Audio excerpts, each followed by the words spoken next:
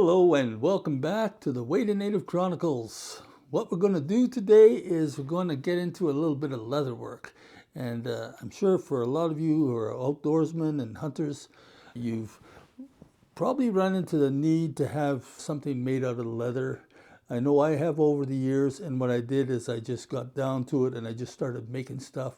And it's surprising over the years how many solutions you can come up with when it comes to leather work in terms of what your needs are. So what I'd like to start off by doing is I'm going to show you a few of the things I've made over the years just to give you an idea of the utility of this craft. And then I want to give you the basic skills and technique for doing leather work, because it's actually very fun and enjoyable, but if you don't know what you're doing and don't have a good technique, it can be extremely frustrating. So what I'm going to do is I'm going to focus on the stitching of these items, because generally you're using thick leather and it's quite a challenge to stitch this stuff because it's very fine stitching and you have to know what you're doing in order to make that work. When I first started doing leather work, that was one of the most frustrating and time-consuming things about it that really bugged me. So I hope to help you out with this, and this video will be time-stamped. I'm going to just start off showing you a few things that I've made, just to give you an idea, kind of spark your imagination for stuff you could do. But you can skip through that stuff and go straight to the practical leather tips. This isn't going to be a complete leather crafting course, but in my opinion, if you can get the sewing part down, then the rest is really easy. And of course, you'll get better with experience, but if you can get the sewing part down, you can make very nice stuff that you're proud of to use and to show people. So let's get started quickly then with a look at a few of the things that I've been making over the years here. So here I have a knife. I bought myself a boning knife for butchering, and it was a very nice knife, but these knives don't come with sheaths. So you can make something like this. In a case like this, because of the type of knife, I just did sewing all along the whole outsides of it, and I put in a fillet of leather so that the blade won't cut through the lacing. There's little things like that. Another thing I did, in fact, I just finished this today, is I have one of these Silky saws, right? They're really good quality saw, but they come with a pretty crappy little flimsy fabric carrying case. So, I kept on looking at that thinking I can do better than that. So finally, I just went ahead and I made my own sheath for it. You can see it just slips in there and it pressure fits in. Voila. All easy if you know how to sew. I also have a sharpening steel. When you're gutting or skinning an animal in the field, your knife is going to get dull, and that's one thing I always have with me is I have a sharpening steel. Then you can just take that and you just take your knife and you set up the blade. It's sharp again. So it seems to me not many hunters do that. They're just not aware of it, but you really should have a sharpening steel with you in the field, always. So this one can be worn on the belt if you like. This one can also be worn on the belt, but it's a little bit long. I put a belt loop on it anyways, just in case. Another item that I made is I shoot this 45 120 cartridge, huge cartridges. They don't fit in any kind of store-bought carrying cases or whatever, So I made my own. And this is all heavy leather I'm making this out of, but you can make a little form of wood, a little frame, and you can clamp your leather down and wet it, and then just clamp it down and make a real nice form-fitted shape if you like. And I put a wood insert with holes drilled in it in there just to keep things organized and so they don't rattle around when you're walking in the bush.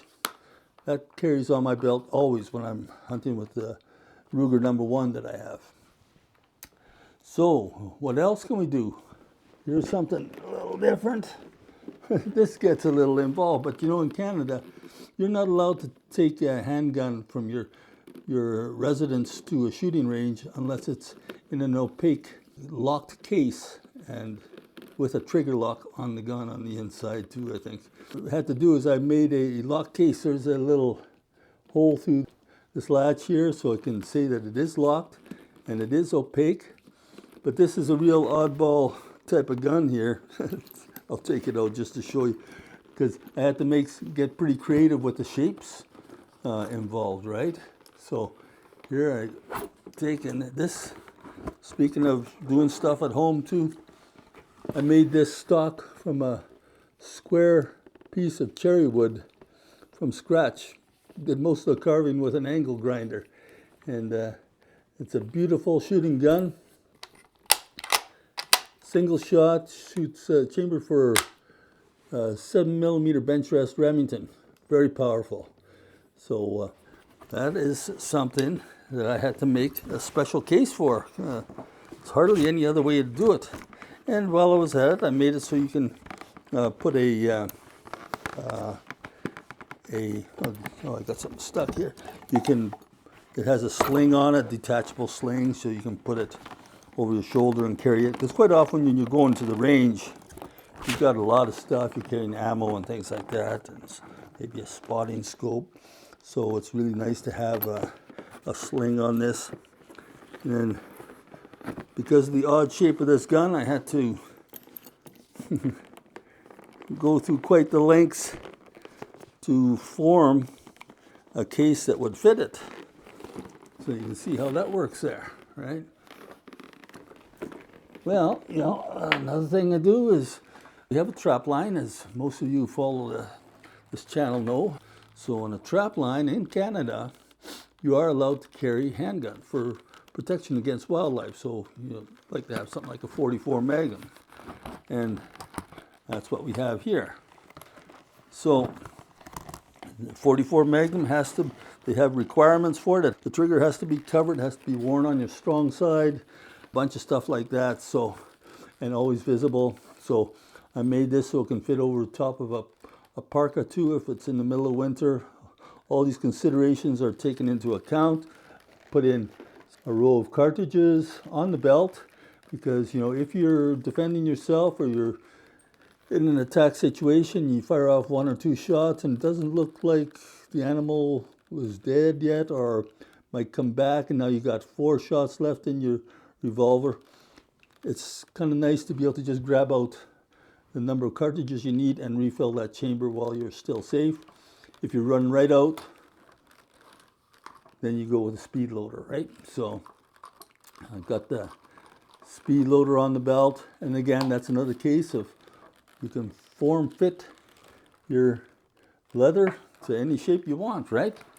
So when you're making stuff yourself, you have a lot of flexibility and you can use a lot of creativity. Take with the Bain a machete too. I made this so I can carry it across my shoulder with a carrying strap, and just made a better case for carrying the machete. Because again, you buy them from the store, they come with a sheath, but it's just a piece of crappy nylon, and really it just irritates me to have stuff made out of nylon and plastic anywhere in the outdoors. I just don't like it. Mention in the comments what you feel about that, but I just love leather. I like stuff that's tough. If you're hanging around the fires and stuff like that, cooking, and you don't want to have nylon and stuff like that around. So here's another thing. Got this what gun this is. This is a Rossi Ranch Hand, right? Fits into a nice, compact little case like this and stays covered. Really good for transporting. I got the ammo right on the case there if I need to get to it. This is a good little tent gun for, like in Canada, if you're camping in a place where they don't allow you to carry a handgun, which is anywhere off our trap line. We tend to take this as a tent gun if there's any possibility of bears maybe breaking into the tent, that kind of stuff. So that kind of covers quickly, I think, some of the examples of applications of leatherwork. I've got a ton of other stuff I've made too, actually. This is just a sampling of it. But anytime I need something, I just sit down and make it. So let's look into the topic of how you make stuff. Okay, so let's now move on to the actual sewing of leather. Now, as I mentioned before, I use heavy leather. Thin leather is a lot easier to work with, but the method I'm going to show you will work for any thickness of leather. And maybe what we should do is we're just going to cut a couple of test strips here. I used a nice sharp knife, utility knife, and you want to have a cutting board of some sort. Just a little piece of plywood will do. So let's just get this piece here cut through. And let's take another piece here.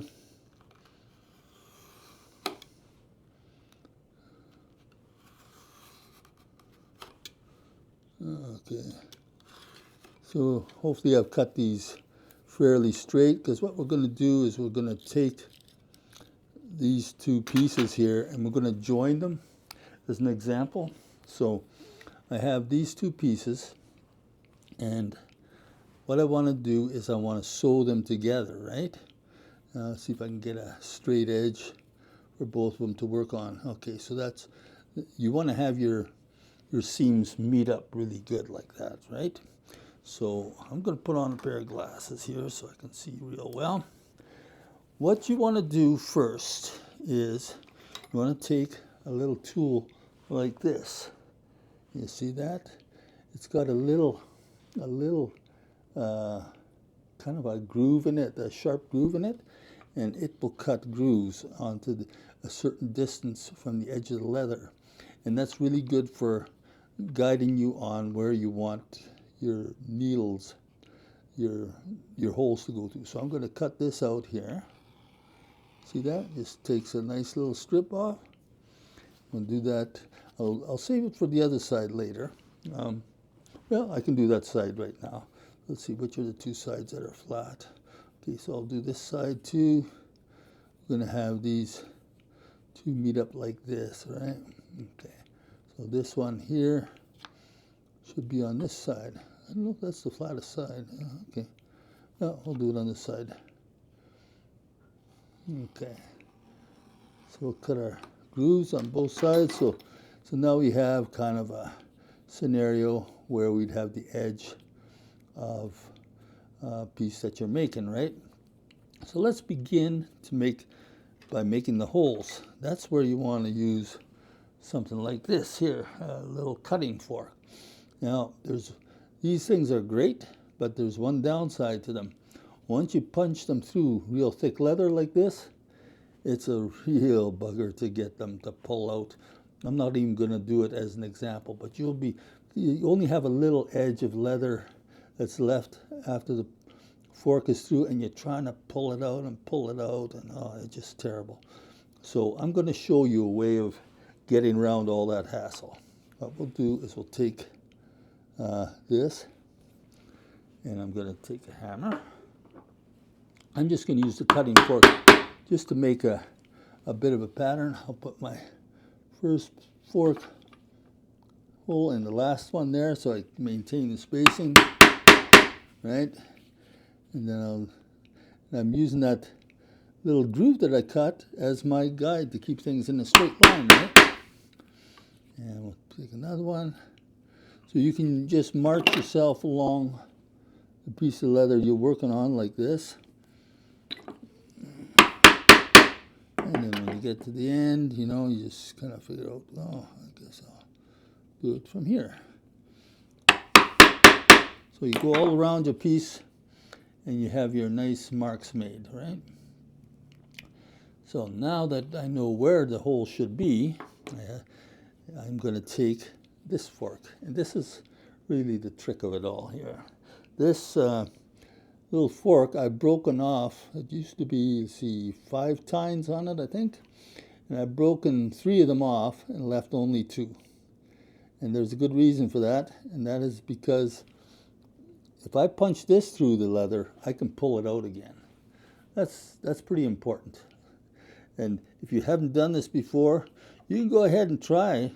Go ahead and punch these all the way through and give it a try. And when you get really skin knuckles and achy fingers and sweating like crazy and working yourself like a dog trying to pull that fork out and then punch it through again and pull it out, then you might start thinking, hey, yeah, maybe that guy on the Weighted Native Chronicles is onto something here. Because even though this is slow, you're only going 2 at a time, it's actually, you got to go slow to go fast. So, I'm just going to pound it in a little bit of the ways here. You see that? Just so that I get the tines all the way through to the full width of the tine. Okay, and then I'm going to take that and I'm going to pull it out. Pulls out quite easily. And then I can use my next set of holes that I've marked and pound it through again. So if you're doing a big piece, this is going to take a while, eh? But that's just the way it is. I mean, we're just amateurs here, right? If you're a professional leather maker, you'd probably have all kinds of tools for doing this in no time at all. But if you're just a hobbyist needing to make stuff for yourself once in a while, this is all you need to do, right? So I'm not going to go all the way down the strip because this is just an example. What I'm going to do is just go through the whole process because there is more to it yet. Okay, the next thing I'm going to do is I want to use one of these things here. This is a piercing awl, I think they'll call it. You don't want a big one, you just want a little skinny guy like this, okay? And take one of these awls and then take that and push it all the way through so the so you get the full diameter of that awl and pull it out. See what kind of a difference to the hole it makes? I'm going to push it through again and do each of these that I made. I think, what did I do, 6 of them? No, I think I only did 4, right? Oh no, I did a fair number of them. Okay, we'll do them all here. Let's see here. Gotta line it up just right. Now you might be thinking, why am I doing this? Because I've already punched the holes through. And this is something where you're just going to have to take my word on it, based on experience, that this is a lot easier. Because if you don't do this, what I'll call this hole preparation. If you don't do these steps that I'm going to show you next, it's going to be a real bugger trying to sew this thick leather together later. Okay, just take my word for it. Do it this way. Well, actually, go ahead and do it your own way that seems shorter at first, if you like. But then you'll really know for yourself. Okay, but this is the exact procedure that I use. It. I find it works really good. And then when it comes to the sewing stage, it's so easy. It's like a piece of cake. If you don't do this, the sewing stage is very difficult, trying to get the needles to track through the holes and meet up with the holes on the other side and stuff like that. It's really difficult. Okay, so now let's say I've gone down this whole line here. Now I'm going to take this awl and I'm going to just make sure you're pointing it straight up and down, okay, and just make a little punch in each of these holes. I think, this is so piddly and precise. But you know, these are closely spaced holes, and you want to get this right. It has to be good. Okay, so now I've got a little pattern transferred over onto the other side, and I'm going to take, where's my little fancy little awl here? Now I can take this, and using those holes, I can punch them through, right? So I'm going to do it again. There's my holes.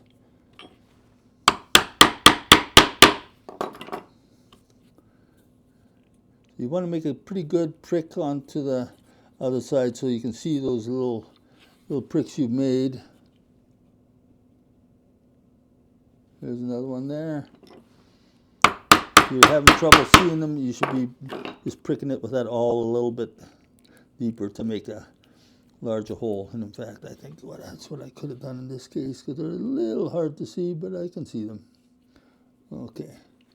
So now if I've transferred this through, if I've been punching straight up and down on this side and on this side, it's very important to do straight up and down, then I should be on track for that groove that I caught on the other side. And look at that. See, I'm right on the money for that. So these are falling within that little cut groove that we started off by making. So now what we're going to do is we're going to take that awl and we're going to push these guys through. I'll push that one. I'll push this guy.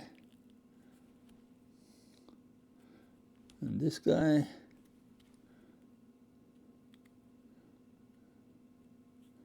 This one right there. One right there. One right there. One here. And one more. Now you might think, okay, that's pretty well done. No, it's not. We're not done yet. Let's do it also from the other side. Trust me, because what we're going to do is we're going to be doing a saddle stitch, okay? So I'm going to push these guys, and I want to be able to see these holes, because when you don't have the holes marked well, see, that's got to go in here. If you don't have them really marked well, then it's hard to see where. And actually, if you can't find it again, then use this and punch it through there. Okay. Now I'm doing this kind of rapidly for the video, but so a little distracted. I hope I'm doing a good job here. I think so. I'm using two kind of piddly pieces of leather here. This one I cut it off a little too close to the edge, but you can get the idea. Okay, so I went with the awl through this way. I went through the awl that way. I'm going to take the awl. I'm going to go through this way now too. I want it to be both directions. Or did I? Yeah, this is the side I didn't do yet. I want to open up these holes really good. So this stage of the sewing process is kind of onerous, right? But you got to pay the price. You're going to pay the price one way or the other anyways, and this is a much easier way, okay? So now you should have both your sides done perfectly aligned with each other, the holes with each other, and then everything is going to go nice and smooth and easy. Because the next thing you're going to do is you're going to want to have some flax, right? That's what I use, is this waxed flax. I'm going to cut off, and use way more than you think, take off way more than you think you're going to need. Of course, this little sample here, I'm not going to need a huge amount. Get a nice clean cut so you can get it through the needle easier. And just take it and you kind of flatten it out a little bit. Try to get it so it's ready to go through that needle head here, right?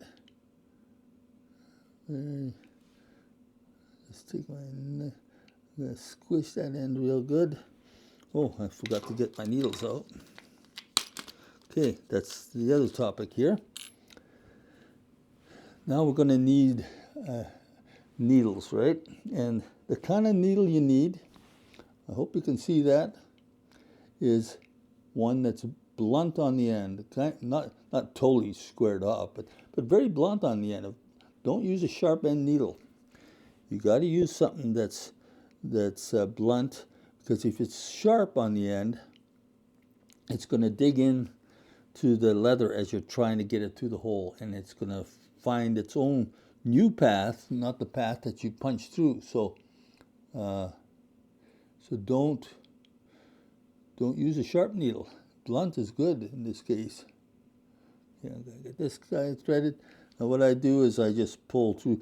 A lot of guys will do a fancy weaving pattern to make sure the thread stays in the needle and stuff like that. I just give it plenty of slack on the outside, and I call it a day. Flax is cheap, right? It's not worth the bother for me anyways. As long as you leave lots of overhang out the other side of the needle hole, you'll be fine. Okay, let's get this guy through. See if my old eyes can see that. Yeah, looks like we got her. Okay, so now we got this part done, and we're going to begin sewing, okay? So I hope you can see all this. I'm doing my best with the cameras. I'm going to start from the second hole. Well, I'm going to start from the second hole here because I think I put that other one on the other side a little too close to the edge. So we'll start from here, and this is how you start your sewing.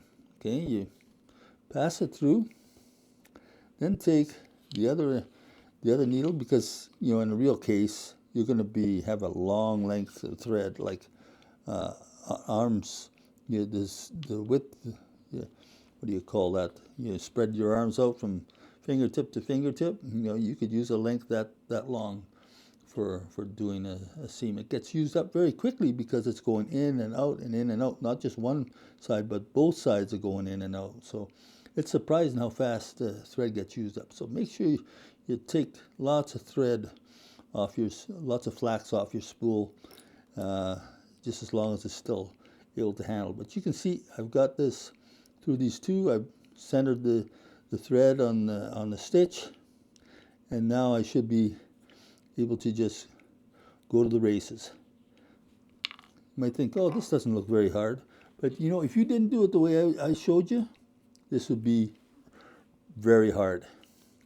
So that's the main purpose of this video, is to show you this can make leather work a lot more enjoyable, because the sewing part is not going to be frustrating. There's not going to be any parts of it that are frustrating. There's going to be, you know, using that piercing awl and the cutting forks and stuff. It's tedious, but it's not frustrating. Frustrating is when things are not working and you're trying to get it to work and you're pulling the leather apart and trying to find why doesn't it find the hole on the other piece from this side, you know? And that is frustrating. So, and you know, see, like these are very close, closely spaced holes, eh? I think this is called a saddle stitch or figure eight, whatever. They're very close, and it's a very strong. It's a very strong seam, so it's not going to wear out. And because we cut a little groove into the leather, the flax is laying under the surface of the leather, so it's not going to be exposed to rubbing. This is a really long-lasting seam. I've never had one of these ever give out on me. No. So you can see from this that you have your saddle stitch going through there. It's coming through real nice and even on both sides. And that is basically how you do this stuff. Now, when you're finished, I'm not going to go any further than this, then just take your X-Acto knife and just cut that off right at the, well, actually I should have said, first you want to back stitch 3 or 4 stitches and then do this. But I'm just going to cut this off right now like this. But if you're doing this for a project and you're at the end of your thread, then back stitch a few stitches and then cut it off like I just showed you, okay? And then you can take another piece of flax and carry on from there and march ahead. So right now we have actually a pretty nice, a good sewing seam here to keep this. leather together. And once you're finished with that, there's another bit of a finishing touch you can do with this stuff. It's makes everything look nice. That's when you use one of these little tools. You notice this is all very simple tools. It's not expensive what we're doing to get started into leatherworking. Get one of these things, it's got a little sharp fork on it. You can run that on the edge. You can see that on the camera, I hope so. Okay, so I'm going to take this, if I don't screw up in front of the camera.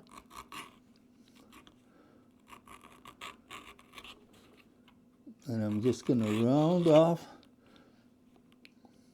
angle off this edge here, okay?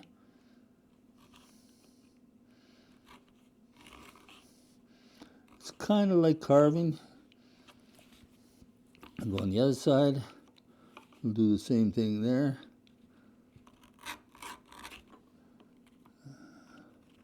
Sometimes it goes good and you can get a good run on this thing. Sometimes it's a little bit finicky. It might be because I didn't cut this leather real straight, so the little shaper doesn't follow perfectly. But you get what I mean here, right? Okay, so now got that angled off a bit. You might have wondered what this little kiddie bowl has been for. You can use spit if you want, but what we have now is we've got an angle thing, and we're going to just put a little bit of moisture on it. I'm going to dip my finger in, and we'll just wet this edge a bit. Okay, just a bit. You can lick it too. I used to always just do licking. No, I just find it's easier just to dip the tip of my finger in there and moisten it that way, not over moisten it. And then that's where you want to have one of these little tools here. Find the right width for what you're doing. I think I could go, that doesn't quite fit. This kind of fits it pretty well. So watch what happens.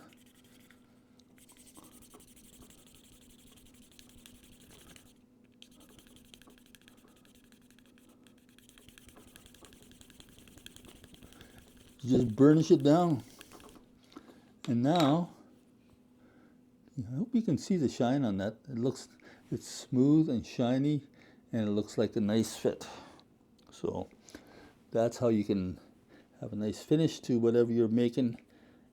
Following simple steps like this, you can easily make stuff that you'll be perfectly proud of. I mean, it's not maybe what a professional shop would do, but it's not ugly and ratty or crappy looking. It's good stuff, and it's strong stuff, made well. So, you know, what's not to like? You did it with your own hands, and you've come up with your own designs. You've saved money. You can do this while you're watching TV. You know, it's we all waste plenty of time. A lot of people say, "Oh, it's going to take so much time to do," and you know, is that really worth it for the money I save?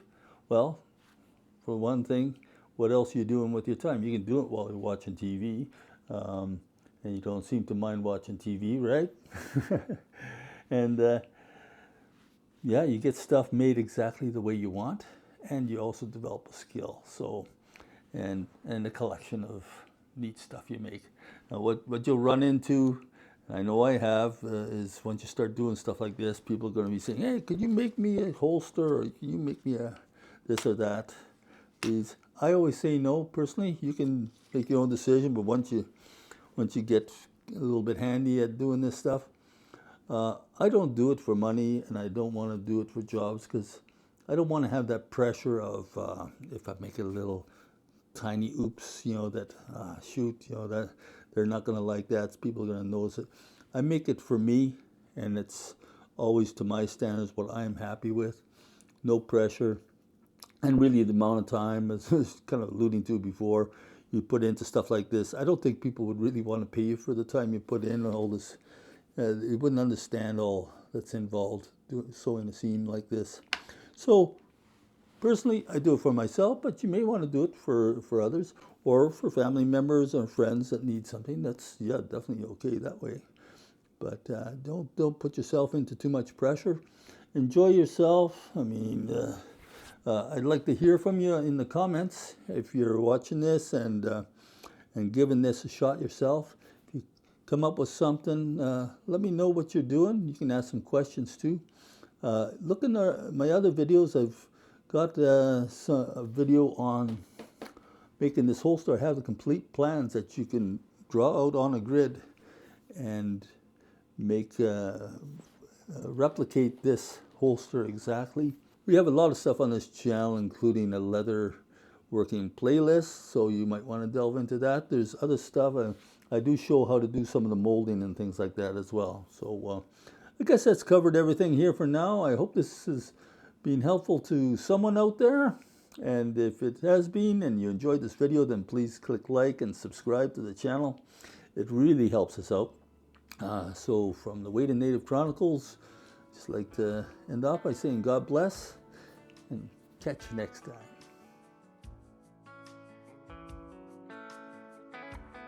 Did you like this video? If you did, I think you're gonna like this one right over here. So check it out. And I appreciate your subscribing if you haven't done so already. Remember to do that while you're watching this next video. Click like, it all helps us out for this channel. Catch you next time.